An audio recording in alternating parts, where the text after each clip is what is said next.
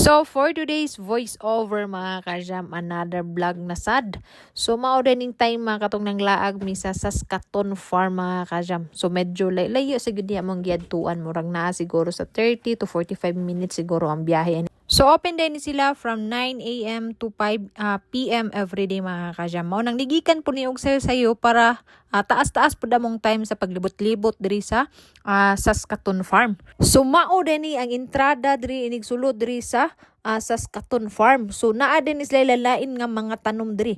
So naa po din sila mga tanom na mga gulay. So nagapamaligya po ni sila og mga gulay, klase-klaseng gulay diri mga kajam.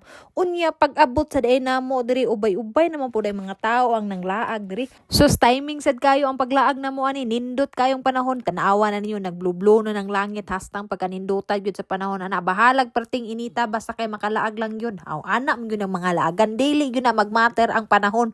Muinit ug muulan basta laag Allah diretso ambak yun na siya. So daghan ang utana kung asa daw ang location ng Saskatoon Farm. So located din siya sa Foothills, Alberta, Canada. So gitukod din siya katong 1987. So medyo dugay-dugay na gyud siya gitukod ning Saskatoon Farm. Unya ang kaning Saskatoon Farm are one of a kind destination for berry picking mga kajam. So kung ganahan mo anang mag berry picking mo pwede ra gyud mo maanhi diri. So kung kamo nagbuhat mo og bucket list sa inyong laag. So ayaw gyud ninyo kalimti. Apil gyud ninyo ang Saskatoon Farm aron dili sad mo magmahay.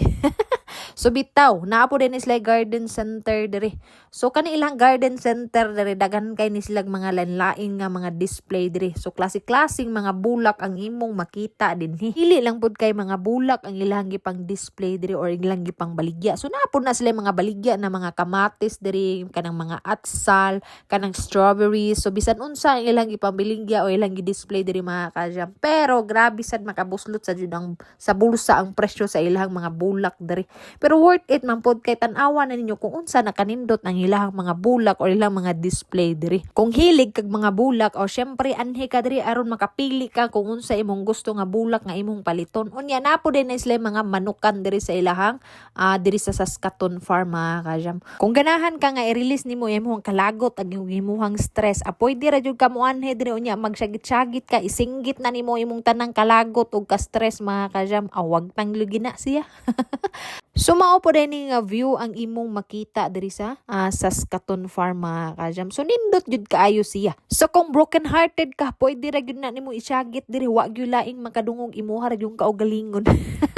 So bitaw dili ta mabalaka no kay naa po din sila kaning shopping center diri. So pwede ra pud ka mag shopping diri kung naa kay daghang kwarta. O nya di pud da mabalaka kay naa ra pud ni sila bakery diri. Kung gigutom ka pwede ra jud ka mo palit diri o nya mukaon ka di as daplin. So naa po din sila restaurant diri mga kajam. So dili jud ka magupman jud dili jud ka mabalaka kung mulaag ka dinhi. O nya naa ra pud ni sila pang souvenir diri nga gipang display niya. Kung ganahan mo palit pwede ra jud mo palit ana. So naa po din sila pagong diri mga kajam. So ang pangalan na ilang pagong is si Felix na sa 38 years old. So makita naman gyud ninyo ang nilaktan na nga hasta naman gyud hinaya murag medyo guwang-guwang na gyud na siya. So ang kinabuhi kasagaran sa pagong mga kajam mo abot siya og 150 years. Unya ang timbang ana nila na sa 200 pounds. So inana kadagko ang mga pagong. So naabdan gyud mi og 5 ka oras og nilibot-libot diri sa Saskatoon Farm mga kajam. So maora to sunod vlog na pod. So ayaw kalimot diha sa pag-share o pag-like sa akong video. So daghang salamat.